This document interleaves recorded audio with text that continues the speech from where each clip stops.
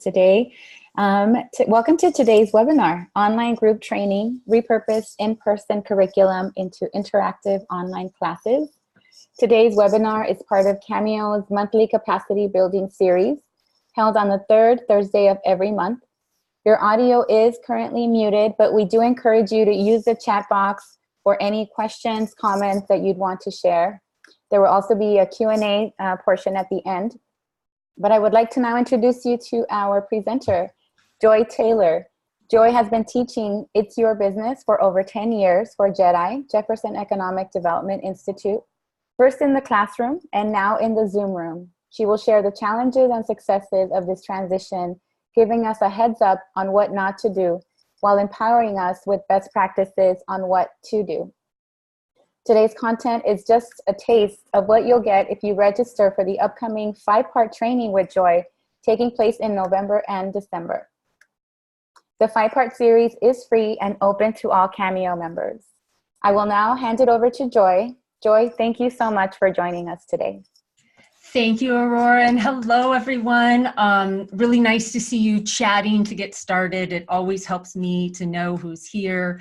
I'm thrilled to be here. I'm looking forward to connecting with you all. And I use the word connecting because, as you see, as we go through today, I am going to encourage and invite you to interact and to actually roll up your sleeves and do some work. So I'm going to stop screen share just for a moment because I like to just say hello, welcome to my home office. I'm really glad you're here.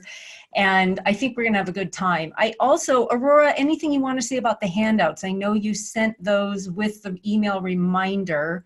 For people who didn't get those, they'll come with the replay as well? Absolutely. At the end of the webinar, everyone will get your PowerPoint presentation, the handout, and a copy of this recording. Okay, fantastic. So if you have the handouts, great. If not, you'll probably want to take notes today, because what we're going to do is we're going to reach out, grab hands, and talk about this awesome possibility that is doable and everyone is capable of doing, and that's taking an in-person class and turning it into an online class that's live, that's engaging, and that supports our clients in reaching their milestones, starting their businesses, growing them, and having some economic prosperity in their lives, which is why we're here. And through online, we can reach even more people.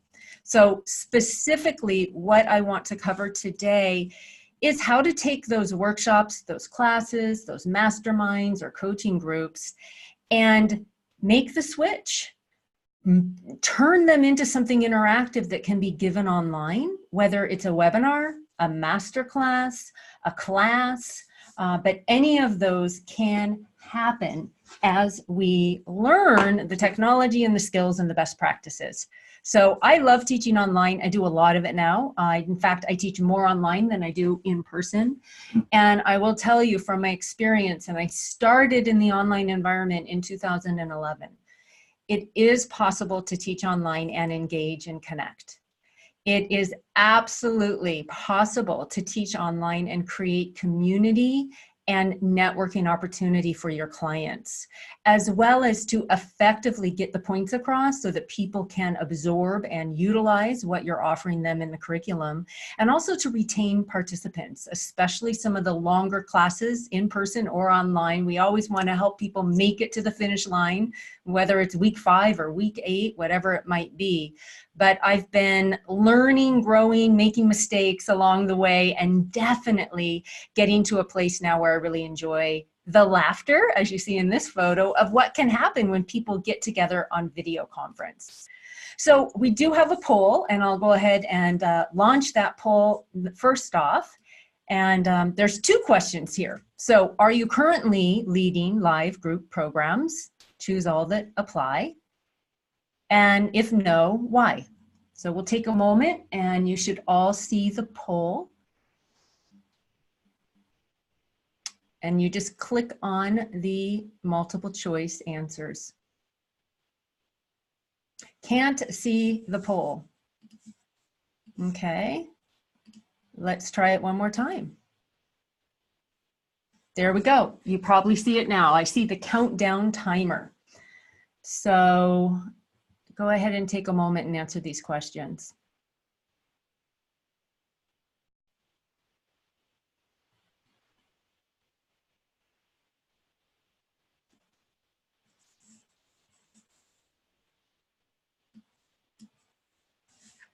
It looks like a few of you are answering. There we go. More people are coming in. We've got about half of you. I'll give us another 15 seconds.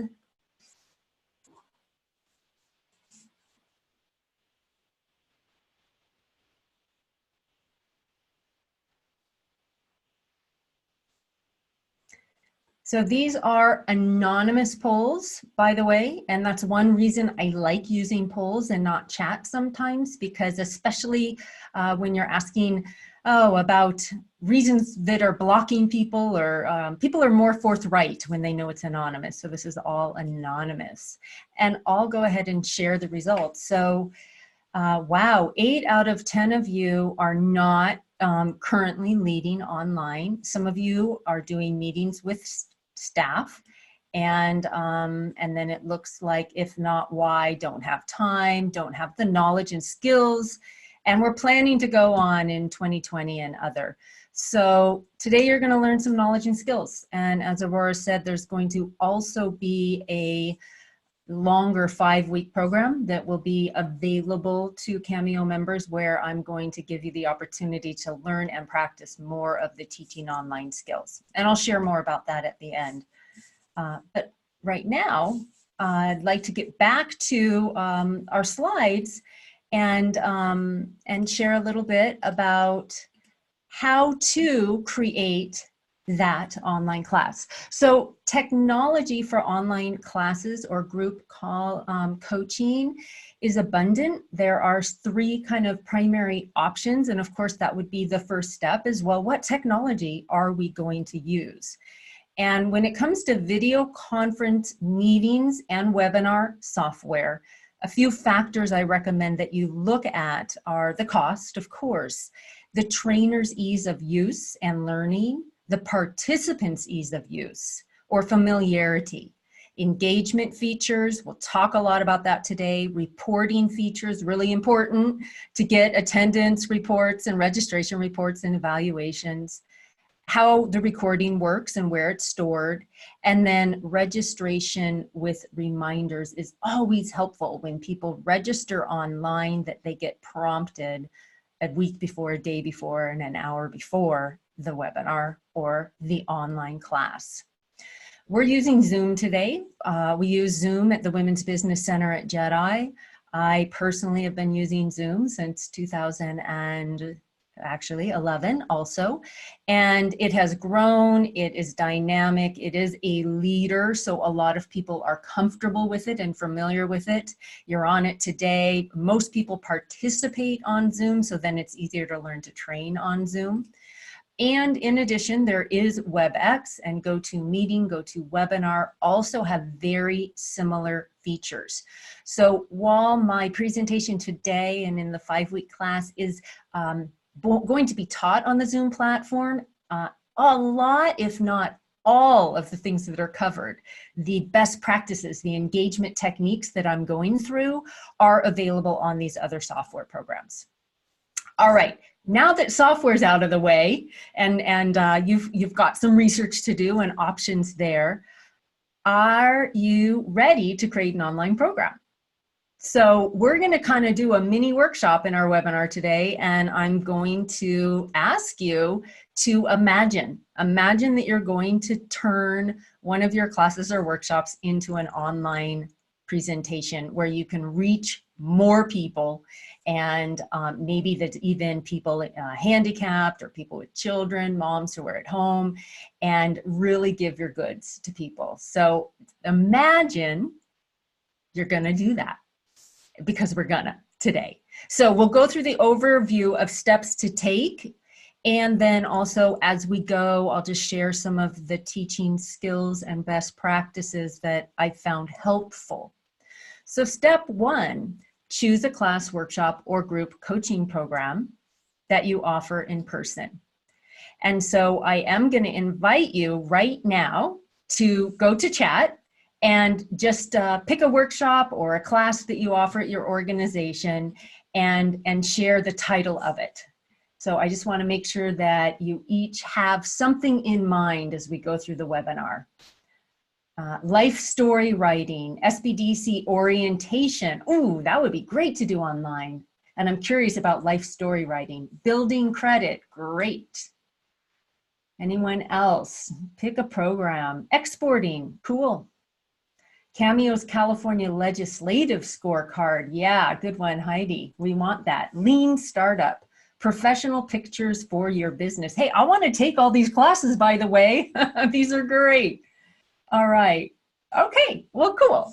Thanks for sharing, Madeline, Heidi, Ingrid, and Bob, Namok Star, and Craig. And there'll be more sharing as we go. So here's the handout, and you can take notes, like I said, on any piece of paper, but if you want later, you can print out the handout or use it digitally as a tool for you to actually do this planning to make perhaps a program launch in 2020. These programs here, for example. So what I recommend you do right away is think about that class, program, workshop. How many hours is it when you deliver it live? And how might you look at the curriculum and break it down into roughly 30-minute modules? And why I recommend this for the online learning environment is that I find that if I create a 2-hour class, for example, with 4 30-minute or 20-minute-ish modules, I know that people's attention span is such that within every 30 minutes, we're going to want to make a change. We're going to want to make sure there's an activity. And I'll talk more about it later, but I also record in these micro segments. So having the 30-minute modules is just a nice way to begin thinking about the transfer from in-person to live online. Next, you want to decide, therefore, the length of your program and the length of each individual class. So perhaps you have a 2-week program and it's 3 hours each week. Well, if I were to teach that online, I would likely make that 3 sessions, 2 hours each. I don't recommend having online classes that are longer than 2 hours, although I do like 2 hours. Some people do 1.5 hours. Of course, you can do an hour. But when it's interactive and when we take bio breaks, it goes by really, really quickly. So, example, It's Your Business Online. That was a 16 hours worth of content class that was taught in person in a variety of ways. We had it in the evenings, a series of evenings. I also taught it as 4 4-hour Saturday seminars, but I knew that it was 16 hours of content. When it went into the online environment, I created 8 2-hour classes that met once a week. So your turn.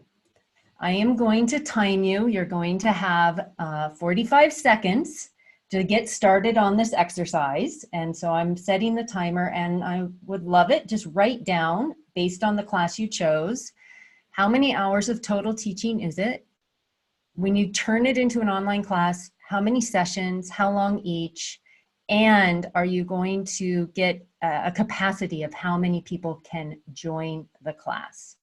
So I'm going to start the timer now.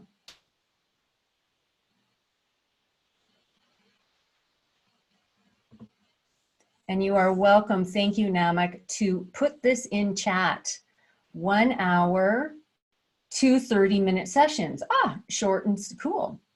Craig, it's 20 hours of curriculum, 10 2-hour classes capping at 12 people. Good idea. 14 weeks, once a week for 3 hours. That's how it's currently offered, or is that, I think it's Natalia, is that what you're thinking of doing? Currently offered, right. So you might consider, well, let me actually get to that in a moment. All right, that was your 45 seconds.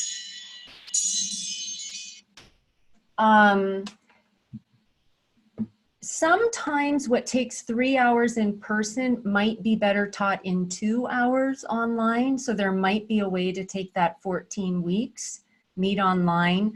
But there's two thoughts I have about that, and I just want to share it with you video to video. You could take 1 hour of that 3 hour content and record it as a video and have them watch the video and then meet for 2 hours live online. That might be one way, and that's like a flipped classroom.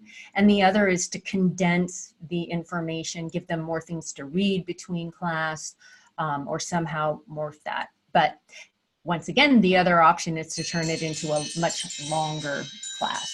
So I'm having a happy timer go off there. Okay, thanks. This looks really good. 4 hours, 8 sessions at 30 minutes. So a couple of you are offering the 30-minute online classes, and I usually have hours once people get online, the commitment, but depending on the content, I think that's great. If people are going to be committed to coming for 8 sessions in a row for 30 minutes and they can fit it in, I look forward to hearing more about how that goes. So want to talk a little bit about capping the numbers of participants. And then also I did want to talk about this. Let's do this first. So high touch. Sometimes it's really lovely if it works in your geographic region to have participants meet each other the first night or even midway through the program. I find that when we do that, which we often do, people really connect. It's kind of fun to be online once or twice and then meet in person. It's also, if possible, great to have the first night, have people meet each other, get to know each other. So then on the online environment, it's even more interactive. Considering an optimal size, I know that a few of you put some numbers down, and I saw 12. That's my favorite number, by the way, for online teaching. But this was a coaching group, an accountability group, and to have 4, and actually sometimes 6 in that kind of a setting allows for the deeper coaching, the side coaching, a chance for everyone to share. And so sometimes it's nice to cap classes even smaller. The other thing I would say is when starting learning to teach online, having fewer people is easier for the facilitator the first couple of times. So it's okay to cap it at 6 or even 4 if you're comfortable with that. I see Craig said, high touch time implies local attendance. Yes, yeah, meeting in person. So in our 8-week class, we've done it different ways. We had the 1st and the 8th class in person. We've done it where we only had the 1st and only had the 8th. And then there's also the option of just having an auxiliary event that's more of a let's all have dinner and network together. So sometimes that can be really nice. Thanks for the question, Craig. This is a group of 12, and why I love 12 is because it's very easy in a group of 12 to use out the breakout function, which I'll share in a moment. But with 12 people online, I can make 2 groups of 6, 6 groups of 2, 4 groups of 3, 3 groups of 4, and get people into small group exercises. It's a really manageable number. It looks great on the screen. Okay, let's talk about props because we're translating our in-person. So you've got a course in mind, you're thinking through how many hours, how many sessions, maybe you do something in person, how many people can attend. Now let's talk a little bit about really moving that mentality of being able to be in front of people to the reality of a more a digital presence. So in the It's Your Business class, for example, I used to bring in this client customer handbook from a local organization that included their mission and their values. Well, I realized that it was probably not going to look so good if I just held it up in front of my video camera. So I took a picture of it and made a slide. Same for the product labels on these packaging. examples. I used to bring these boxes and bags and pass them around and have people do exercises looking at features and benefits and mission statements and brands. But how do I do that online? I take a picture of it. And so that's something to really think about is, oh, I'm needing to have professional or nice looking slides and make sure that all my tools can be utilized in the screen environment. Next, we really, really more than ever want to think of ways to engage participants and build community. Now, by the way, mostly what I'm talking about today is doing meetings, not webinars. So it's kind of funny because I'm doing a webinar on offering meetings. If we were a meeting or a classroom, you would all be on video with me right now. But because this is a webinar, you're all participants. So if you're doing webinars, it's a slightly different engagement. It's what we're doing today. If you're doing video with all the faces, like the pictures you've been seeing, there's a lot more opportunity to be really interactive and have that kind of class feeling that you do in a classroom. But it can be done. And here's a few ways that it can be done. Take a deep breath, think about the class you're offering. And I imagine you have activities and you're used to teaching those activities with real people in front of you and real pieces of paper that you can pass out. So thinking through all the activities in each of those modules is going to be the next step. Now that would take a little bit of time, but just imagine one activity right now. Or as I go through these slides, maybe you can apply it to the class. One of the things I like to do are countdown activities. And we just did one when I had you write down the length and how many sessions and the cap of participants. So countdown activities allow people to take a moment and utilize the information just delivered. So I gave some examples of value statements, what are value statements, and then I give participants 1 minute or 2 minutes to write their first draft value statements. Meanwhile, I've got the clock on and I usually say something like 10 more seconds, give them a warning, and then the chime goes off. So a countdown activity is awesome. Next are breakouts. So breakout sessions, so after the first draft values, in a normal class, I would have people count off and get into groups of 3. So guess what? I can still do that online. It's called a breakout room. And so what I get to do as the trainer and what you'll be able to do and practice in the upcoming class too, is put people into these side rooms. The facilitator or the host doesn't go anywhere, but the other people instantly have a pop-up in their screen, click a button, and they go to a separate room. As the host, you can chat to everyone.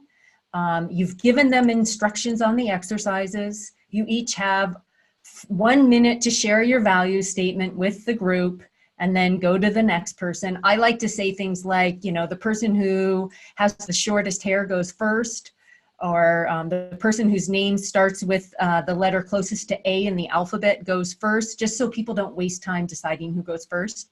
Get them in the breakout room and have them do the exercise. Click a button and they're back in the main room. So breakouts are, I mean, people come back laughing. I love doing breakouts. It's just like hilarious. And I usually then ask 1 or 2 people to share what was a highlight that happened in your breakout room to the entire group. So we're interacting, we're getting to know each other. And now I'm curious, in the chat, have you experienced a video conference breakout room? No, no, no, no. Oh my goodness.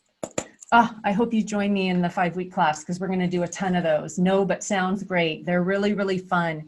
And yes, to answer your question, the facilitator, the person teaching, you can go visit a room and then you can leave that room. And so it's really cool. And then you can go visit another room if you want to. And my breakout rooms are 3 to 5 minutes usually. I like to bring people back. But after working with a group for a while, if I know they're really sincerely on point and on focus, I've had breakout rooms that lasted 10 minutes that really allowed people to get to know each other. So this is where we're building community. This is where the fun conversations happen, especially if you get people in just groups of 2. But I do groups of 3 and 4 quite often as well. I don't like the breakouts to be larger than 4.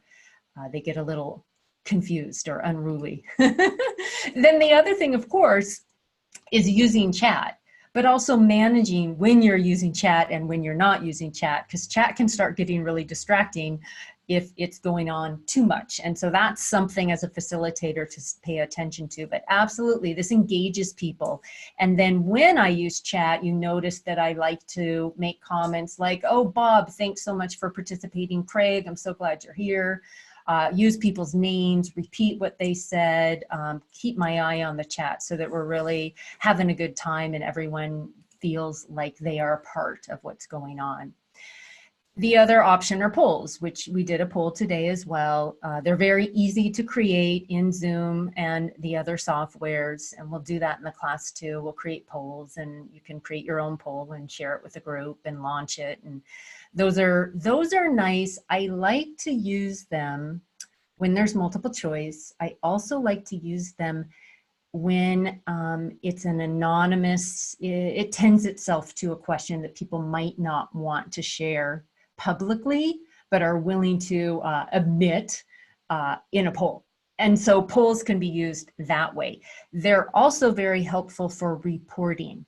We use our polls as a form of evaluation. So at the end of our webinars, as well as our workshops, we run polls and we ask people right then and there to fill out how they're going to use this information, what industry they're in, what topics interest them in the future, how would they rate the program. Those are the kind of questions you can ask in a poll. So there's lots of reasons to do polls. Some other best practices that I wanted to offer you today. We'll get into that in a moment, but just for fun, I've covered a lot about engaging and about turning in-person activities into live online activities. And I'm hoping that you're taking some notes, that you thought of at least one activity that you do in your workshop or class that you would now do online.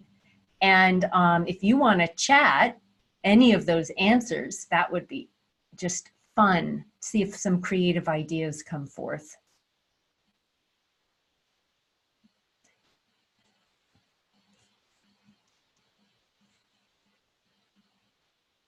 Family budgeting worksheet. Okay, so that's if you've distributed the handouts before, or there are ways to distribute them through software. If everyone has it in front of them, you could do a timed exercise where people work on it. The other thing you could do, Namak, and I hope I'm pronouncing your name right, is you could do a screen share where maybe you pull up that budget, or you have one of the participants pull up their budget that they worked on, and you use it as an example and play with the budget while it's in front of everyone. So there's a couple ways you could do that. I haven't done this before, Heidi says, but I really like the idea of adding a poll to the end of our webinars about topics you're interested in the future. Yeah, I love doing that for the Women's Business Center. That's how we know what people want. You know, we found out people wanted time management. Okay, great. We're going to offer it next year. I teach a class on blogging. One activity could be brainstorming titles for their blogs. Couple ways you could do that. You could get a volunteer to chat a title and or speak the title out loud, and then you could have people make comments via chat. You could have someone come with like 8 title ideas, and you share the screen with the 8 and have people vote. It could be a poll where people vote. You could have people get in breakout rooms and just share title ideas and get feedback. So tons of ways you could do that, but that would be creative and fun and real time. For instance, if there's a mastermind group going over an issue with financial projections for their business, can we look at them and find common issues or examples? Yeah, you know, so whoever would be willing to share their cash flow and share their screen and have a conversation about it with everyone, that would be interesting, depending on the size of the group. When I'm on a video with just like 4 to 6 people in a group coaching, we just have conversations. And I'll get into this in the program, but I often, depending, sometimes I time how much time someone has to share, or I give someone a 5-minute, they're on the hot seat for 5 minutes and we're all going to support them in something specific. So I think this is great. In a mastermind, it might end up being more of a conversation for the whole community together, just like you would do that in person. All right, I do have a few more ideas, of course. So some best practices. I really wouldn't have realized this until I realized it. And that is that in this kind of environment, especially if some people are calling in, not on video, it is so helpful to call on people. When we're in person, we can notice the cues, the nudges. We can make eye contact. We can feel when someone in the class is leaning in, meaning they want to talk. There's a different kind of somatic or visceral just experience that happens in person, where it's so much easier for people to just say something, raise your hand, and it's visual. I don't find that to be as true. So in the Zoom room, if I have an exercise and I'm going to have everyone share an answer, like, you know, we're developing brands and they're each going to share their 3 primary colors with the group. And I'm going to go through everyone on the list. I call on them. I don't wait for people to volunteer. It takes way too much time online.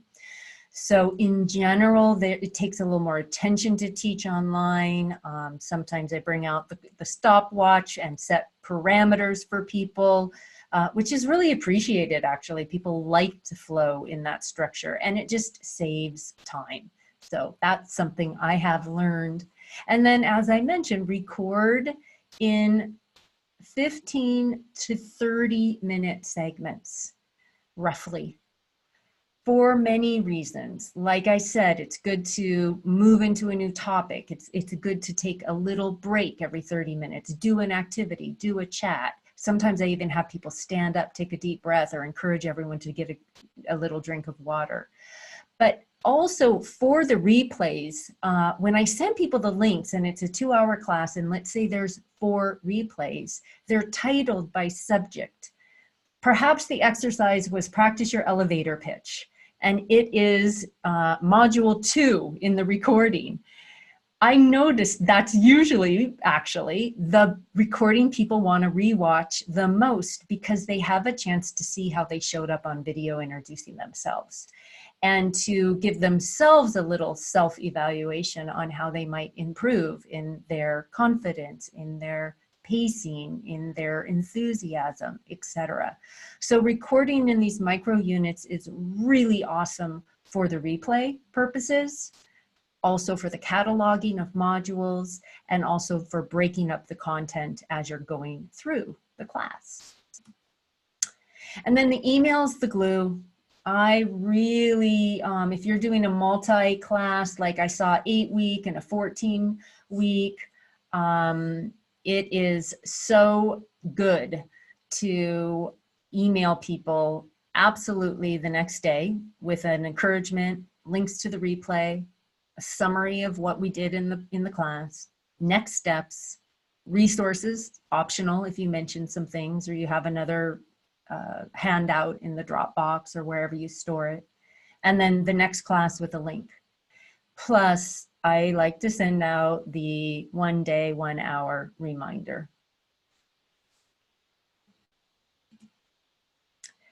And just encouragement and I guess confidence that you can manage and report your classes just like we do. And we have 641s and 888s and all sorts of things our funders want to know. And definitely through the software that's available today, we can track registration, attendance, conversation, chat conversations, and polls, which we use as our evaluations.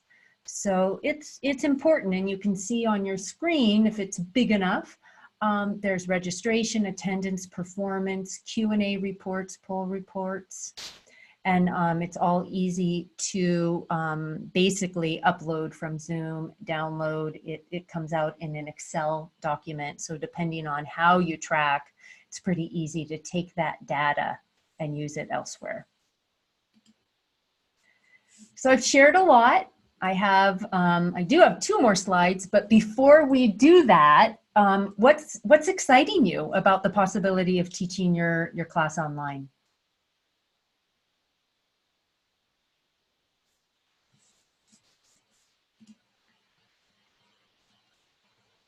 The breakout rooms, yay. Larger audience, great. The reporting stuff, yeah, it's really easy. That excites me too. Reaching more people, yeah.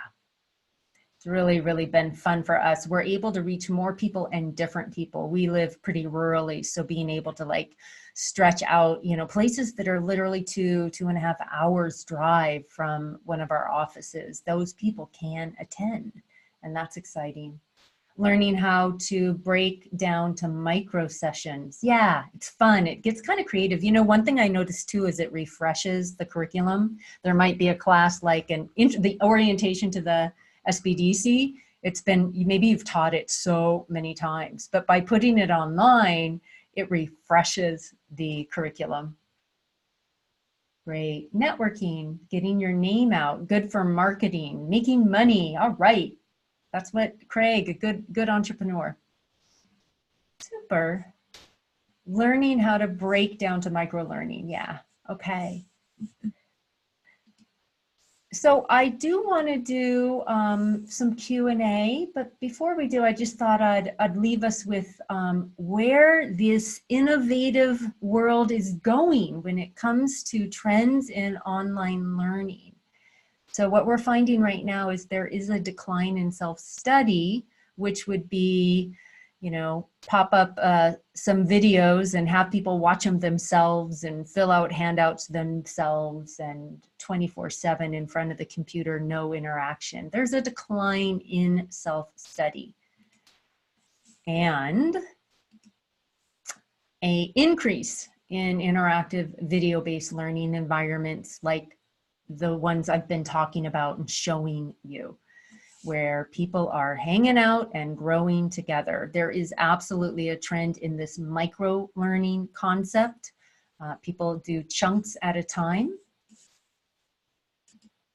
And gamification, and lots of ways to play. So gamification and results oriented. And so by gamification, it could be as much as people just, you know, ticking off some kind of a check mark in an online environment when they finish modules, when they finish milestones. And so there's a game element that they will at the end accomplish something.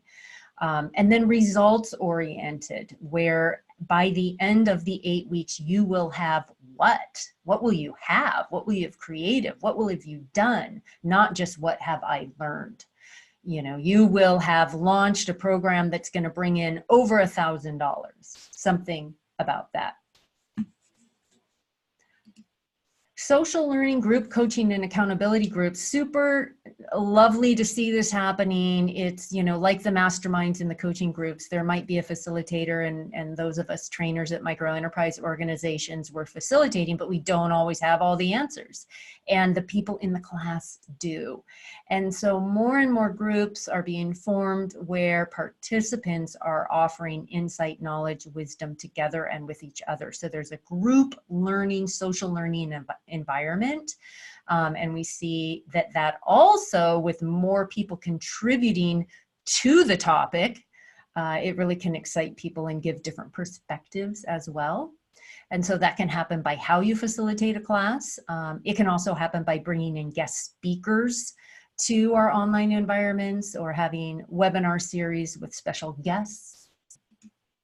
And then virtual reality, which, well, we'll get there when we get there, but just imagine that is actually where we're going in terms of online learning, which is going to make it the high-tech, high-touch worlds really almost meet. So I'll talk a little bit about this upcoming class, and then let's do Q&A. But for those of you who do want to actually take an idea and make it happen, in the 5-week program, the idea is for trainers and members of CAMEO to design a program that you and your organization can launch in 2020. So in 5 weeks, you will go through the process of actually looking at what you want to teach, how you want to teach it, going on the technology, the Zoom technology, doing the breakouts, doing the polls, possibly putting your slides together, but learning about registration, being ready that maybe in January and February, you go ahead and do the class with confidence and skill behind you. So there'll be a lot of Q&A time. It will be taught not as a webinar, but as a Zoom meeting. So there'll be a lot of faces on the screen. And the registration link is coming. And oh, Aurora just put it on the chat. So there's the registration link. Awesome.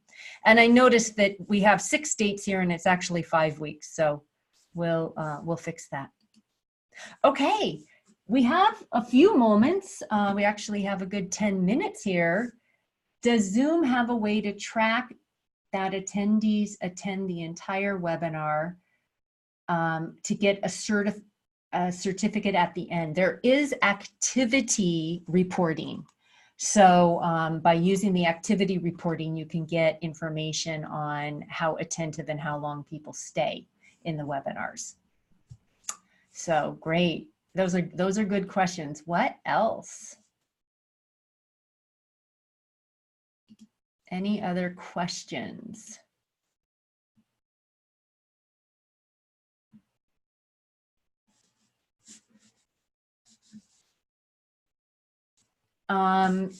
Asynchronous courses. I'm not understanding not synchronistic courses. Can you explain what you mean by that? I'm not understanding specifically what that question is.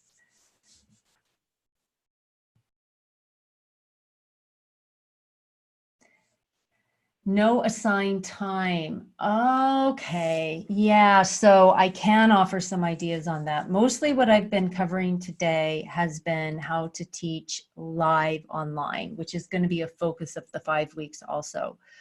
But these self-study courses, I think there's lots of ways to do them, and platforms such as Thinkific, Teachable, and then also Kajabi, as well as private YouTube. There are ways, or email autoresponders, but basically I would create videos in 30-minute modules and distribute those modules one way or another, or post them in a portal. And I would encourage actually that they're very rich in visuals and slides. It's nice to at least see the presenter once or twice. You know, they could be talking head videos, they can be panelist videos, but I do the countdown that I talked about, doing that countdown activity so that people take the self-study, but then they pause the recording, or there's a countdown on the recording, and they get into action. So they're taking it and doing action. And then if possible, encouraging them to, you know, meet with a small group that's also taking the class. So that's like a flipped classroom. Everyone listens to the recordings whenever they want to, the videos. And then maybe they come once a week for a study group where people talk about what they learned in the videos and how they're applying that to their business. So does that help? Anything else? Also with a sense of community. Yeah, so the sense of community 2 ways. If you can, such as in Kajabi or Thinkific, post the video and have a place for comments. And always in the videos, ask questions and say something like, so we've just covered the mission statements. You've written a first draft. Now post it below. And take a look at what other people have posted and give them comments. And then as you build your mission statement and fine tune it, remember to come back and post it so we can all see the finished product. So you're inviting them to make the posting. So that's one way, is in the comments and the posts by the video. The other way is, like I said, to have people watch whenever they want their video, but then meet once a week for an hour in a study group, facilitated or not, to go over the material and talk about how they're applying it. Yeah, video replays it's a self-learning 24/7 self-study online. But if it's used in the context of also meeting in person or meeting live on video, then you're starting to get into what's called a flipped classroom. So then there's more interaction. It's blended. Super, great. Well, thank you. Thank you for the comments. Thank you for the questions. I'm hoping that some of you can hang out with me for 5 weeks in a meeting room and share more. And I think that, Aurora, you have a little bit more you wanted to also say before we close out today. But I just want to say thanks. It's been a pleasure, and I hope that this was helpful. Absolutely. Thank you so much, Joy. So what I'm doing right now is sharing some links. So if upcoming webinars that we have taking place at CAMEO. So here's one. I just put in the second one. And then I'll go ahead and plug in the third one and tell you a little more about each of them. So the third one, and then one more, just my contact information.